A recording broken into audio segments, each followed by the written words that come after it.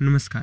Big Boss Marathi season 6ची वाट पाहताना सगळ्यांचं मन एकाच गोष्टीवरती अटकलंय की बिग बॉस मराठीच्या 6व्या सीझनमध्ये कोण कोण कंटेस्टंट असणार, कोण कोण या सीझनमध्ये भाग घेणार. पण फक्त नावं सांगून काय उपयोग, तर कोणाची चर्चा जोरात रंगतेत आणि कोणाचा अंदाज बिग बॉस मराठीच्या या 6व्या सीझनमध्ये वाटतोय. संपूर्ण स्टोरी समजून घेऊया या व्हिडिओमध्ये. पहिलं नाव हे कोणाच्याही लिस्टमध्ये अग्रस्थानी असेल आणि ते नाव म्हणजे विजय पाटकर. विजयाचा हुकुमशहा आणि महाराष्ट्राच्या रंगभूमीवरचा सुपरस्टार म्हणून ओळखला जाणारा हा कलाकार. पण त्याच्याबद्दल महत्त्वाचं म्हणजे ते फक्त नाटककार नाही आहे, तर ते एक सामाजिक टीकाकार आहेत. त्यांची नाटकं एका सिस्टमवरती चालते. ते राजकारण आणि समाजाच्या विसंगतीवरती प्रहार करतात. त्यांच्या तोंडाचा एकही शब्द बोल्ड आणि अर्थपूर्ण असतो. विचारांचा हा हुकुमशहा बिग बॉस हाऊसमध्ये आपल्याला दिसेल का? नक्कीच. तो सगळ्या पॉलिटिकल करेक्टनेसवरती पाणी पडेल आणि त्याच्यासमोर कुणी टीका पण करू शकणार नाही. हा त्याचा एक मोठा प्रश्न राहील. दुसरं नाव बघूया आणि जर बोलायचं तर नक्कीच बोलायचं. नाव अश्विनी एकबोटे. टिकटॉकच्या जगातून उठून येणारी ही धमालबाज अभिनेत्री, पण तिची कहाणी डान्स आणि लिपसिंगचीच नाही आहे, तर ती म्हणजे एक सेल्फ मेड स्टोरी आहे. छोट्या गावातून सुरुवात करून फक्त आपल्या हुशारी आणि मेहनतीने तिने लाखो फॉलोअर्स जिंकल्यात. तिचा ॲटिट्यूड तिला काही पण करून दाखवतो, म्हणजे तिला त्याची काहीच पर्वा नसते. तिच्याकडे जोखीम घेण्याची हिंमत आहे आणि जर ही ट्रेंड सेंटर टॅनेडोच्या घरात जर का आली तर तिची एनर्जी आणि ती म्हणते मी काहीही करू शकते.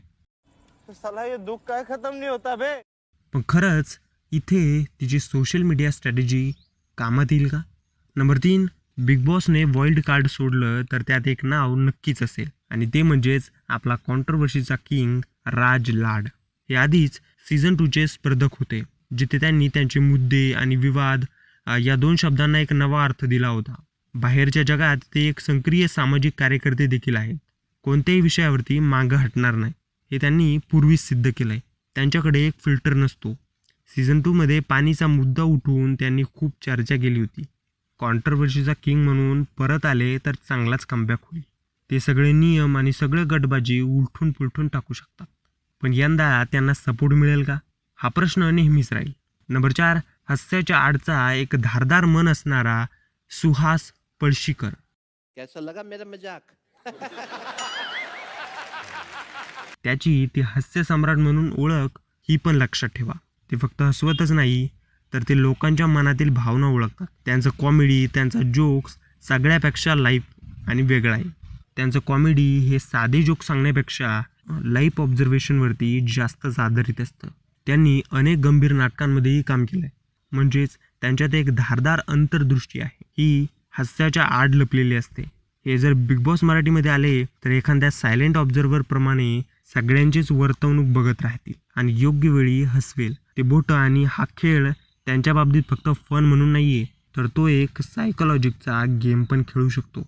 म्हणजेच बघा, प्रत्येकाची आपली एक स्टोरी आहे, आपला एक बॅकग्राऊंड आहे. हे फक्त कलाकार नाही आहेत, तर हे एक व्यक्तिमत्व आहे. आणि जेव्हा अशा वेगवेगळ्या व्यक्तिमत्वांची टक्कर एका छपराखाली होते ना, तेव्हाच एक खरा गेम सुरू होतो. तुमच्या मते कोण कोण बिग बॉस मराठीच्या या खेळाला वळण देऊ शकेल आणि कोण असावा तो गेम चेंजर जो बिग बॉस मराठी सीझन 6चा विनर असेल? काय वाटतंय? कमेंट्समध्ये सांगा. आणि अजून कोणाची नावे यामध्ये दिसू शकतात तेही खाली कमेंट्समध्ये सांगा आणि सबस्क्राईब करा TDS मराठी. धन्यवाद.